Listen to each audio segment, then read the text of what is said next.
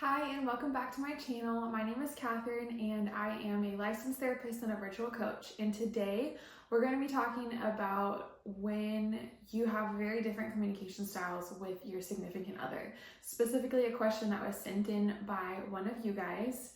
It says that her partner feels that she's too sensitive and that she takes things too literally, and she thinks that he is too blunt. So before we jump in, please take a second, like this video, and make sure that you're subscribed so that you can keep up to date with all the videos coming out. This is a really simple, easy, free way for you to support me as I provide free coaching for you guys in these videos. All right, so let's jump in. We're going to talk about how to communicate better, bridge the gap when there's different styles of communicating, and do it in a way that doesn't cause frustration between you anymore. So first, I think it's really important to understand that it is okay to have different communication styles. So it's kind of technically fine that one person might be a little bit more blunt and one person might be needing things to be said softer or might communicate things different. Like, that's fine. But when it becomes a problem that one person is kind of like bulldozing over the other person, or it feels like they're just constantly butting heads, that's when it's really important to address because it's becoming a problem. Something to consider though is that it could just be a personality difference. I think sometimes people jump to conclusions that it's like a character flaw, and I would just really encourage and challenge that perspective that it could just be personality differences, but it also could be things that are related to your upbringing, the things that you witnessed as a child that would then influence how you communicate and how you function now as an adult.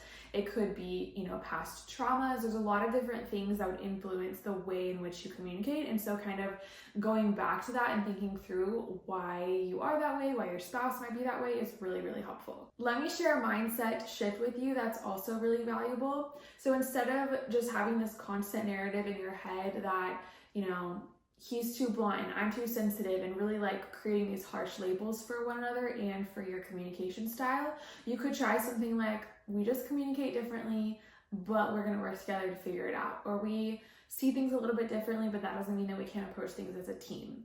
So just trying to shift the way that you would see yourself, shift the way that you see your spouse, because sometimes if the continual narrative is they're too blunt and they always say it wrong and blah, blah, blah, then it can just make it really hard for you to see them in a positive light or be able to hear what they're saying, because the filter that you see them with is more negative, if that makes sense. Let's talk about some options that you could use to respond if it comes up in conversation that, hey, you're too sensitive, or like, stop being so annoyed, like, why are you so sensitive? Some possible things to say that could move things in a productive way and respond when that is said. Because I totally understand if you're feeling like they're saying that, it really comes off like invalidating and it comes off like there's something wrong with you when that's not the case. And so we just need to dialogue better together on how to make that change. So you could say something like, I know you're probably not meaning to hurt me, but it's really hard when you say that I'm too sensitive. It makes it sound like there's something wrong with me as a person, and that's really hurtful. You can reframe things and say, instead of labeling me as too sensitive, can we just talk about a different dynamic for us to communicate together, for me to communicate in a way that helps you, and then for you to communicate in a way that helps me, because I want to do this as a team and it just feels like we're butting heads here. You could also include something about how you're not trying to ask for them to sugarcoat things, like you want them to be honest and really truthful, but you're just asking for maybe a softer delivery or for the word choice to be something that doesn't sound so harsh. All right, let's talk about how to help a blunt person, someone who's a little bit more straightforward, communicate most effectively. Most of the time, people that are more blunt don't mean to be hurtful. They just really value being direct, upfront, honest, cutting to the chase, and they don't really take a lot of time to kind of like emotionally filter, if you will, or hold space for somebody else's emotion. And this is something that I see a lot of times with couples, and it's just something that has to be worked through. Like, it doesn't have to mean something so huge or inherently bad about who you are as a person or their character or your relationship as a whole. It's just something that needs to be kind of worked through. But I see it all the time, so I just also kind of want to normalize that for you. Something for you to keep in mind is that you can kind of guide them, again, with some things to say in conversations by saying maybe, I really value what you have to say. I value that you're really honest. I think if some of your word choices were softer and you can get really specific here, that would help me hear you better and help me feel like I can really be present with what you're talking about, and maybe not get defensive or whatever things kind of come as a result of you maybe being too sensitive, if you will. Like, what does that encompass really look like, and being able to speak through that, because I don't know the exact situation, but whatever that looks like for you, kind of communicating that to your spouse. It's also really important to reinforce when things are communicated well, when you're able to hear it positively. Positive verbal reinforcement is so key. And so saying things like, hey, I really appreciate when you said it like that. It just meant a lot to me. I felt really valued and cared for. Thank you for being honest with me, but doing it in a way that was better for me to hear. Like, I feel so seen, and that's really important to me. Things like that really help continue the positive domino effect with your communication. So let me give you an example. Let's say that the wife loves how her husband is like super lighthearted and silly and can always make a joke. But sometimes after a while, it kind of just like gets old and you're like, she's kind of tired of hearing the jokes. And when she says something, her husband just feels like, great, we just have to be serious all the time and we can't have fun or whatever. And he kind of just wants to shut down and be like, forget it, I don't care. And really, that's not a helpful thing. It's just, we need to peel back some layers and figure out like what's going on with both of those people in that situation. So on his part, he can understand that sometimes it can just be emotionally draining to have jokes thrown at you or around you all the time.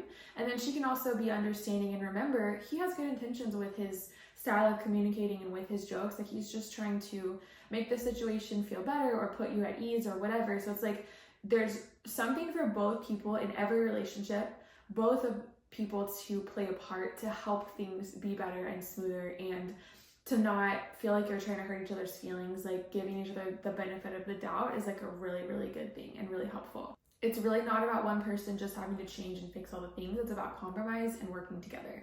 So let's talk about ways to meet in the middle with this situation. One thing that you can do is kind of just check in with yourself and see how you're reacting and see, are you possibly being too sensitive? And if you're not, like if you just really feel hurt by what was said or put on edge or triggered or whatever, like understanding that that's fine. But there also could be times, because I think anyone can go through a time where like their reaction is too sensitive or whatever. And so it's like trying to find a balance between validating the emotions that you're feeling and also making sure that you don't take everything personally, or you don't jump to conclusions about every situation. Again, trying to find that balance. It's also really helpful to practice checking on their intent. Did they mean to be hurtful? Were they trying just to like bulldoze me and not care about my emotions, or is this really just how they're communicating and they kind of forgot for a second that I need to hear a little bit softer? Something that works for a lot of couples is kind of like a reset phrase. So let's say that you communicate with your spouse about these differences and how you can work together and compromise to approach what you both need better. You're not going to do it always perfectly. Like, there's going to be times where he's still blunt and it really hurts you. And so trying to come up with kind of like a reset phrase or something to like signal, okay, we're getting off track. We are spiraling in a way that I don't want to do. It's not going to be productive or helpful. And like, we just need to like kind of pause and reset for a second. Some people literally have a code word or just a code phrase, or even just simply saying like, hey, I think we're getting off track. Can we kind of pause and start over? Something else for the person who might be a little bit more blunt is to remember that it's not like you're changing who you are if you change part of your communication styles, because you are still 100% authentically you, and it is such a huge value and good character trait to be honest and be straightforward. That's really important in relationships. I heard it said one time that like men speak out of their mouth like their microphone is blue, and their headphones are blue, so like how they would hear is blue and how they speak is blue. And then for a girl, the way that they speak or their microphone is pink and their headphones are pink. And sometimes, not always, but like sometimes a husband might speak in his blue and it's not translating because she hears in pink. And so sometimes it's, okay, I need to speak in a way, in a language and a tone and whatever that will be pink so she can hear. And vice versa. Sometimes I need to really practice and lean into speaking blue so that it can reach his ears in a better way. And so it's not about changing who you are. It's about meeting in the middle and compromising and doing it because you love one another and you care about communicating in a way that's positive. Like, that's a huge part of a relationship, is like, I care about you and I want to make sure that when I'm saying something, it's coming off right.